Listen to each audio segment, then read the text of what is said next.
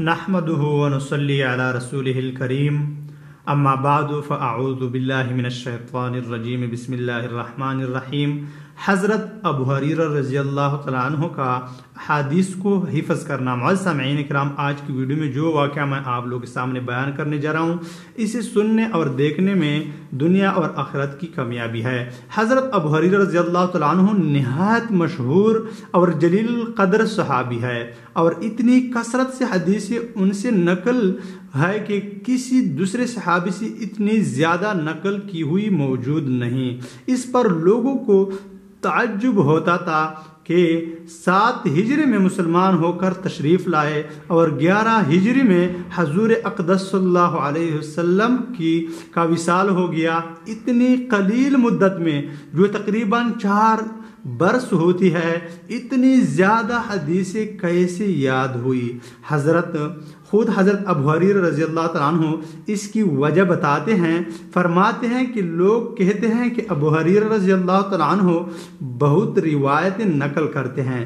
میرے مہاجر بھائی تجارت پیشہ تھے، بازار میں آنا جانا پڑتا تھا، اور میرے انصاری بھائی کھیتی کا کام کرتے تھے، اس کی مشغولی ان کو درپیش رہتی تھی۔ اور ابو ہریرہ رضی اللہ تعالیٰ عنہ اصحاب صفہ کے مساکین میں سے ایک مسکین تھا، جو حضور اقدس صلی اللہ علیہ وسلم کی خدمت اقدس میں جو کچھ کھانے کو مل جاتا تھا اس پر قناعت کی پڑا رہتا تھا۔ ایسے اوقات میں موجود ہوتا تھا جس میں وہ نہیں ہوتے تھے، اور ایسی چیزیں یاد کر لیتا تھا جن کو وہ یاد نہیں کر سکتے تھے۔ ایک مرتبہ میں نے حضور اقدس صلی اللہ علیہ وسلم سے حافظے کی شکایت کی۔ حضور صلی اللہ علیہ وسلم نے فرمایا چادر بچھا۔ میں نے چادر بچھائی۔ حضور صلی اللہ علیہ وسلم نے دونوں ہاتھوں سے اس میں کچھ اشارہ فرمایا، اس کے بعد فرمایا اس چادر کو ملا لے۔ میں نے اپنے سینے سے ملا لیا، اس کے بعد سے کوئی چیز نہیں بھولا۔ فائدے میں لکھا ہے اصحاب صفہ وہ لوگ کہلاتے ہیں جو حضور اقدس صلی اللہ علیہ وسلم کی گویا خانقاہ کے رہنے والے تھے۔ ان حضرات کے اخراجات کا کوئی خاص نظم نہیں تھا، گویا حضور صلی اللہ علیہ وسلم کے مہمان تھے۔ جو کہیں سے کچھ ہدیہ یا صدقے کے طور پر آتا، اس پر ان کا زیادہ تر گزرتا۔ حضرت ابو ہریرہ رضی اللہ تعالیٰ عنہ بھی انہی لوگوں میں تھے۔ بسا اوقات کئی وقت فاقے کی بھی ان پر گزر جاتے تھے۔ بعض اوقات بھوک کی وجہ سے جنون کی سی حالت ہو جاتی تھی، جیسا کہ 3 باب کے قصے میں گزرا ہے، لیکن اس کے باوجود حدیث کا کثرت سے یاد کرنا ان کا مشغلہ تھا، جس کی بدولت آج سب سے زیادہ احادیث انہی کی بتائی جاتی ہے۔ ابن جوزی رحمۃ اللہ علیہ نے تلقیح میں لکھا ہے کہ 5374 حدیثیں ان سے مروی ہے۔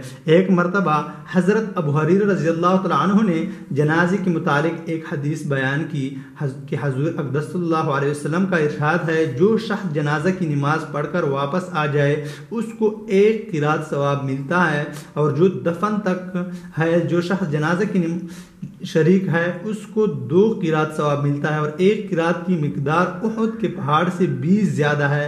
حضرت عبداللہ بن عمر رضی اللہ تعالیٰ عنہ کو اس حدیث میں کچھ تردد ہوا۔ انہوں نے فرمایا ابو ہریرہ رضی اللہ تعالیٰ عنہ سوچ کر کہو۔ ان کو غصہ آ گیا، سیدھے حضرت عائشہ رضی اللہ تعالیٰ عنہ کے پاس گئے اور جا کر عرض کیا کہ میں آپ کو قسم دے کر پوچھتا ہوں، یہ قرات والی حدیث آپ نے حضور صلی اللہ علیہ وسلم سے سنی؟ انہوں نے فرمایا ہاں سنی ہے۔ ابو ہریرہ فرمانے لگے کہ مجھے حضور صلی اللہ علیہ وسلم کے زمانے میں نہ تو باغ میں کوئی درخت لگانا تھا، نہ بازار میں مال بیچنا۔ میں تو حضور صلی اللہ علیہ وسلم کے دربار میں پڑا رہتا تھا، اور صرف یہ کام تھا کہ کوئی بات یاد کرنے کو مل جائے یا کچھ کھانے کو مل جائے۔